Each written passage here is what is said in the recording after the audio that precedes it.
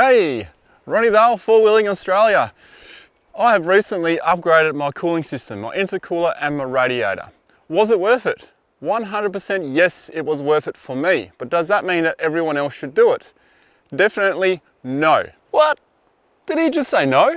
Sponsored or not, I'm not here to bullshit you guys. Credibility is everything. There are some reasons why you should look at it, and there are some reasons why you shouldn't do it at all. We'll discuss that in this video. Also, the pros and cons of upgrading your cooling system. Let's get to it.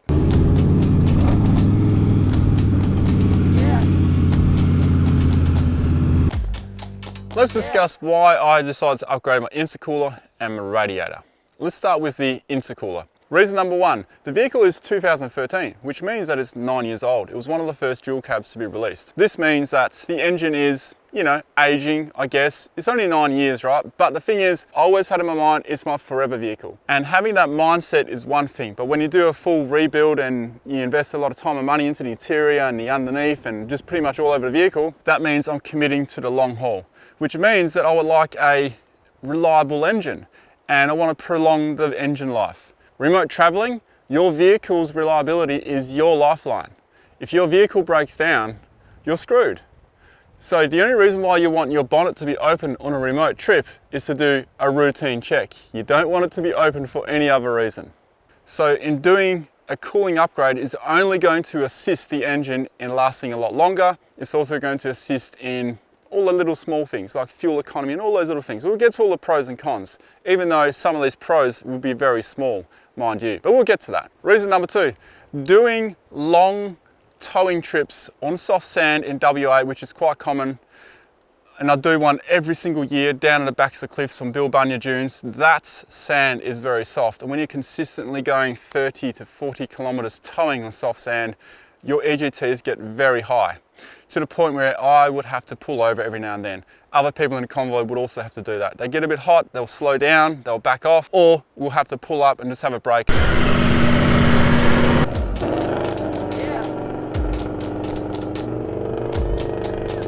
Even without towing and you've got a fair bit of load on your vehicle, the same thing can still happen even to this 79 series right here. Ever since I've done the upgrades, there has been improvements, and we'll get to those improvements straight after my reasons. The radiator change, why did I do that? The radiator was getting quite old, had a lot of muck in it, and sure, I could have cleaned it, I could have got another Toyota one, and they are absolutely fine. But I decided to go for an aluminium one. Aluminium ones I wouldn't recommend if they're welded. This one is pressed, therefore I took the dive and I did it in this vehicle, and so far so good. My beef with the welded aluminium radiators is more from what I've heard from mechanics. I trust the mechanics I speak to, and when I talked about radiator upgrades, they were all like, no, do not go for a welded aluminium radiator. You're just gonna have problems. This one's not welded, and the mechanics I spoke to were like, yeah, pressed, that's pretty impressive. All right, tick that box, put it in the vehicle. Reason number four, now this is about the intercooler. I'll have to be a little bit honest here. At least 10% of me, 25% of me liked the black and red theme that Cross Country were able to do for me with the painted intercooler. That definitely weighed in on my decision for sure, because it matches the whole theme, but it's definitely not the underlying reason for getting that intercooler in the vehicle. And that's why I left it as reason number four.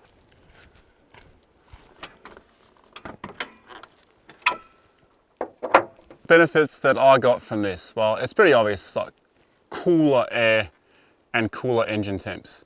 But how much? Let's start with the radiator. The radiator, I changed all the hoses and everything, so that's a good tip to mention here. If you're going to change your radiator, change all the hoses, change everything that's connected to your cooling system, especially if you're having problems, because it's just change the water pump, everything if you can. If you just need a new radiator, sure, but still change the hoses, I reckon, and keep the old hoses as spare ones. The improvement that I got is only really 2 degrees, but it's more consistent, so it doesn't fluctuate as much as it used to. What is the optimum range for water temps for your vehicle? Well, it is between 70 degrees Celsius and 90 degrees Celsius. That is your optimum operating temperature for both petrol and diesel.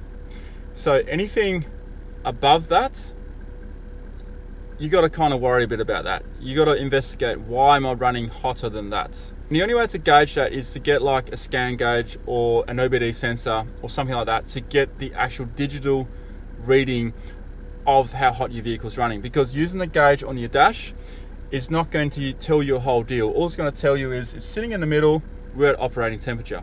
Okay, well that is good to know, but once that hits red, it's too late. Even in my stock Troopy, I have a scan gauge to keep an eye on my temperatures. And because it's a vehicle that I've just purchased, it's good to know where all the parameters are sitting. And I've got my own 79 to compare it to, so it's just so important to gauge what your vehicles are doing. And then you know well before if you're going to have a problem, especially with overheating. Because once you overheat, it's too late. Having a dirty radiator is definitely going to hinder your engine temps, so it is important to keep them clean. And like I said, I could have just cleaned it, the original one, but I decided to throw this in. This has a bigger capacity as well, which means that it's going to cool more volume of coolant. Let's go to the cross-country intercooler up here. This has assisted me by on average 50 degrees Celsius EGTs less. EGTs, exhaust gas temperature. Let's discuss the range on that. My vehicle runs between 150 when I'm driving to about 400, and that is a very safe optimum range. It's not going to cause premature wear on my engine or anything. Anything above that is quite common actually for a lot of vehicles, but is also not too bad depending on how far up you go. So a lot of vehicles, the 70 series, before I did any of these upgrades, it probably was sitting at about 450 when I was pushing it a bit, up to 500. If I was towing, sometimes it could go up to 550. So 550 is okay for a short period of time. 550 is like me towing a fully loaded trailer up a really steep hill, and then you get to the top and then it sits at 550. Once you get to the top, it'll drop really quick. That's another thing that's important. How fast does it drop when you hit those higher temperatures? Some vehicles may reach 600. That is not good. 650, that's where I will start stressing out. 700. Okay, if you do get to that range in temperature, as long as it's just briefly and it comes back down because you're going up a hill, because you're giving it a hard time on a dune, that is okay. But if you're sitting on that temperature for too long, you are going to cook your engine. It is not good. It is not good for your vehicle. Now, we are talking diesels right here. Petrols can tolerate a bit more. I'm not sure why. I'm not a mechanic. I'm not a scientist. But from my knowledge and experience, you do not want to be sitting much higher than 500. If you want to prolong the engine life, you want to be sitting 500 as a spike, and then everything else is below. If you can manage that, you're going to have a very long fuse on your time bomb. The higher you sit, the shorter your fuse is going to be, and it's just a matter of time. It's a matter of shorter time before you're going to have engine problems. So take that into account. Now, the only way you're going to know and being able to monitor these temperatures is by getting an EGT gauge in your vehicle. I've got one right there, right now sitting on 100 because we're parked up. But when we're driving, it'll go up. Get a gauge before you do anything else. Don't do your intercooler upgrade. Don't do your tuning and all that yet. If you can avoid that yet, get your gauge first. See what it's sitting like as factory, because it's good to know after you've done a tune how much hot is it running now. And then if you put an intercooler on, how much cooler is it running? And then at least you can gauge the benefits or the problems or the increased heat you're getting for whatever you've done to your vehicle. Another noteworthy thing to mention here, if your vehicle does have a DPF, then your EGT sensors will be all over the place, and when you're doing a burn off with a DPF, the exhaust gas temperature is going to rise. And if you listen to those numbers that I was talking about before, those parameters, don't let it freak you out. With a DPF, all that goes out the window because the sensors are put in all different places. So they're always going to get hotter when the DPF does a burn off. Yeah.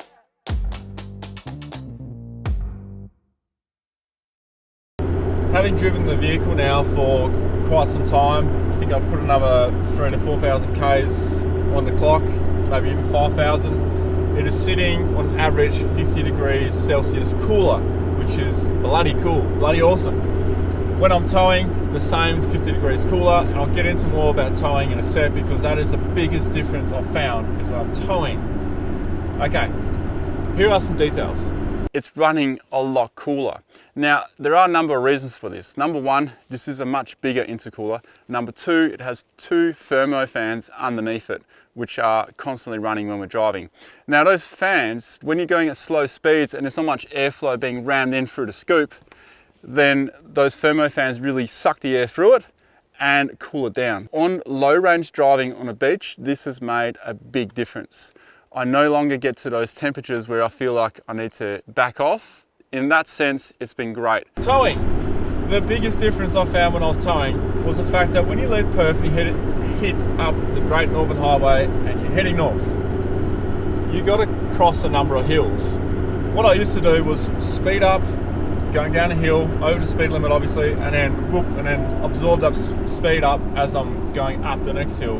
And then I could sort of manage that, but before I got to the top, I'd always have to feather off the accelerator and back it off because I was getting up to like 600, maybe sometimes more in EGTs. Quickly back off that, let it drop.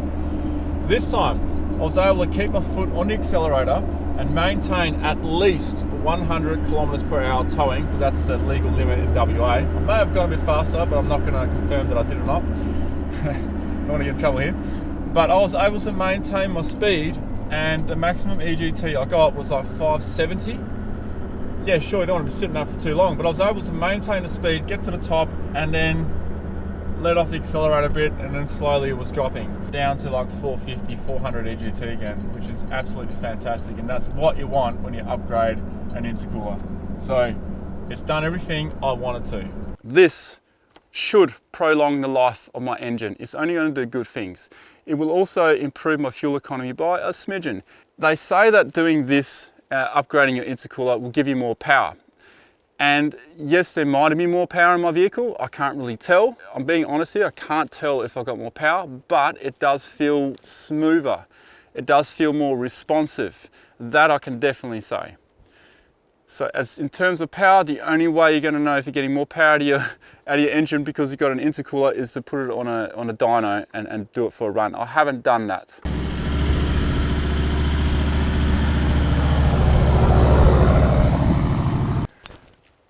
I guess one of the biggest questions I've been asked is why I didn't go for a front mounted intercooler as opposed to a top mounted intercooler. Okay, so to explain to people why that is a very good question is the fact that having a front mounted intercooler is going to cool much better. It's going to be more efficient because you've got all that cold air ramming into a much bigger surface right there on the front.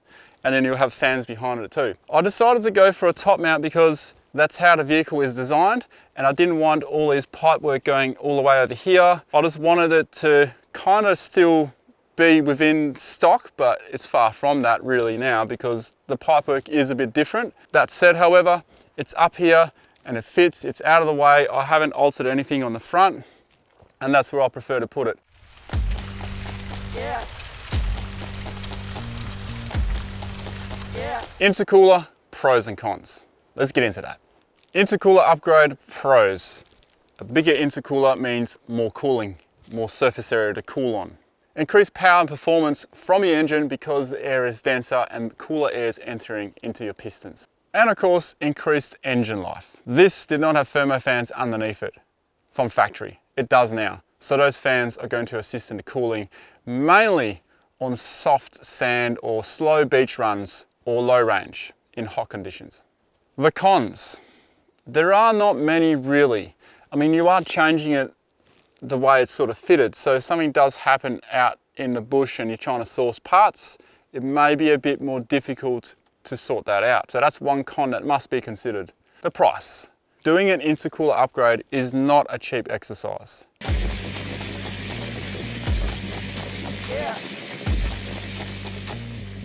Benefits of upgrading your radiator. Well, let's say the radiator is bigger. It's going to have more cooling surface to cool down on. Another pro is if it's aluminium, aluminium is very good at conducting heat and sort of transferring heat.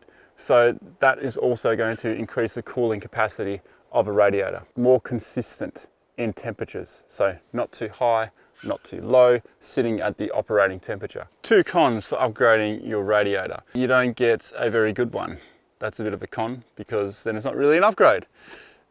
The con number two, I guess, would be the price. The price has got to come into it. Yeah. Well, you now heard all the pros and cons, the benefits, and why I did it. But when should you look at it? So don't take me out of context here. I'm not saying when you should do it, but when should you consider it? Let's start with the radiator. Say that your vehicle's quite old and you need to do an overhaul on your cooling system. Definitely, you should consider it. Definitely consider it. Your radiator's busted. You should definitely consider upgrading your radiator because you've got to replace it anyway. And usually OEM parts cost quite a lot, especially if it's a Toyota. So aftermarket products, yeah, you can get some that aren't so great, but if you find the right one and you trust people's reviews and whatnot, look at getting one of those. And maybe stay away from the welded aluminium radiators, just from stuff I've heard from people who modified and also the mechanics I may have spoken about earlier. If your radiator just needs a good clean, well, clean it out. You probably don't need to replace it. Yeah.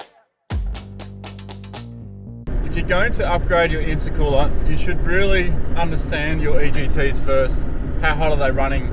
So before you just go out and blindly get an intercooler and upgrade it, get a gauge, get an EGT gauge so you can actually see how hot your vehicle is getting.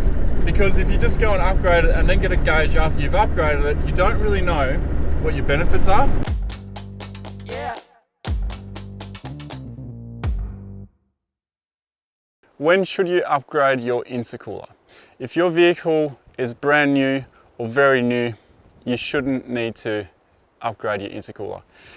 The reasons why you should or consider upgrading your intercooler is if you're pushing a lot of power out of it, you got like a big tune and you're pushing more fuel into it and you need a bit more cooler temps because now your vehicle's starting to, you're pushing the boundaries on your engine, the engine's getting hotter. That's when you should definitely consider upgrading your intercooler. For me, I didn't have to do that in the early days because yes, I did push more power and torque out of my vehicle, but only at a point where it was still reliable because this needs to be reliable. This is my lifeline when I'm out remote country. That's a lifeline. It's my life raft. If you're towing a big caravan, like we're talking like a big caravan or a lot of weight, then you should also consider upgrading your intercooler because if you're doing a long trip around Australia or something like that, upgrading your intercooler could actually make your vehicle much more reliable because you're not running those really hot temperatures. Some people have got the EGTs right up to 650, 700, 750, and that is not a good thing. Now, if it just goes up there, climbs up and comes straight down, that's okay. But if you're sitting there consistently for a long time, you're going to melt your engine and you really need to maybe look at considering upgrading your intercooler. If you're doing a lot of beach runs that are slow and you are towing as well, that's another reason why you should consider upgrading your intercooler. But that's pretty much the only real reasons why. Oh, I guess if you want to color match it too to your car. I hope that helps you guys out to decide whether you should be forking out some dollars on a new intercooler or a radiator or what it is you need to spend your money on your vehicle. Now, modifying your vehicle takes time, costs money, so it's always best to have the right modifications in mind. So, do you need an intercooler or do you need a radiator? That's the question.